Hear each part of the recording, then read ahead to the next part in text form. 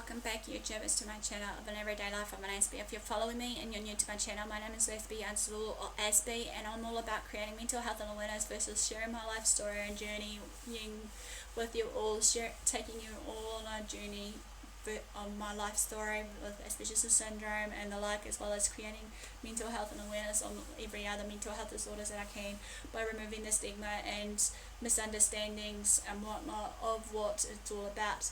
Also, I'm hoping to be a voice of the voiceless, to just basically share out what's on my mind at any given moment of time, of what I feel is of value to you as tips and advice, or just pearls of wisdom and experience to give to you. And like I said, I'm no everyday Joe blogs of what I'm sharing with you all, with some tips and advice that will come onto my channel. I'm just a normal everyday young woman, just doing everything I can to cope with my everyday challenges that comes with my everyday conditions, and that some of the stuff that I share with you all based on these tips and advice, I'm managing it, may work for me and not for you, or vice versa. Some of the tips that you may share out that I may be following you on your channel work for you but not for me.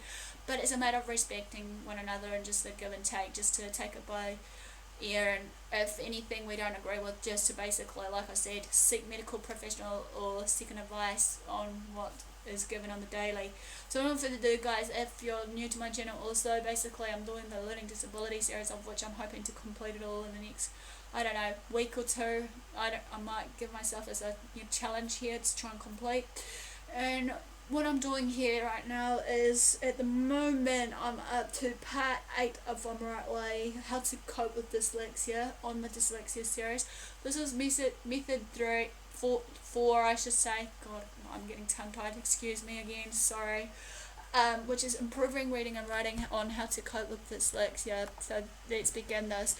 As we know, basically, dyslexia is a learning disability, and it's for life, and that it can exist in the childhood versus, leading up to adulthood and vice versa.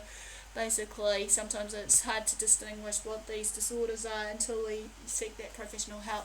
So anyway, improving your reading and writing, let's go. Number 1, practice decoding words. People with dyslexia often have difficulty decoding words, and often focus on so much on decoding that they don't remember what they have read just before. Word decoding can improve, however, your reading fluency, which will help improve your reading comprehension. A tip here is you maybe use flashcards on a regular basis to familiarise yourself with frequently used words and letter combinations, or like I said before, maybe highlight the keywords if you can on a piece of paper, basically, and maybe write them down over and over, or just write them down over and over again of those keywords that's underlined or in bold, basically in your structure. Also here, another tip is read easy text just for the decoding practice. See if you can decrease the amount of time it takes you to read that text that you were reading. Also, another one is read aloud often, because often the difficulties with decoding words, reading aloud can be a challenging and sometimes embarrassing experience for people with dyslexia, so, which is hard to do. Number 2, ignore this spelling. What I mean here is, often when people with dyslexia are writing, they become so focused on spelling words correct that they lose their train of thought.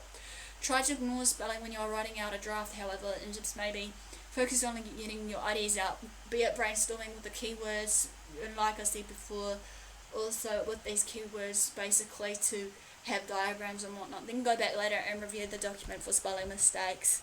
Number 3, use models when writing. Because people with dyslexia may struggle with remembering correct letter and numbers formation, it helps to keep a picture of someone. Write a great example of the characters that give you the most difficulty to refer to when needed, as I shared before.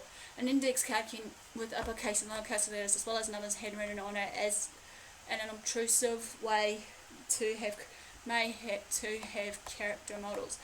Again, flashcards can also serve the dual purpose of reviewing letter sounds and showing what they look like. And last but not least, number 4, plan and review your writing. Think about what you want to write before you begin writing. Can help you focus your writing. It can help you also manage your time. Reviewing your writing enables you to catch any spelling, grammatical or other errors. Think about what your main idea is, what details support it, and how you want it to include it. Conclude. Read your writing aloud. It is sometimes easier to spot mistakes this way. Have someone else read your writing to you so you can hear how your ideas flow together also. Basically, that ends the part 8 or 9 on how to cope with dyslexia. Give me the like for the thumbs up for engagement and support. Feel free to maybe comment below if any other tips that you feel will be good for people that suffer with these learning disorders. Feel free to follow me on Twitter, Facebook, AspieAnswersAll. Feel free to comment, or shall I say, message me privately on AspieAnswersAll, or on the daily, direct message me on YouTube. Feel free to share the videos around to family and friends. Until next time, thanks for your support, thanks for watching. I'll see you all again soon.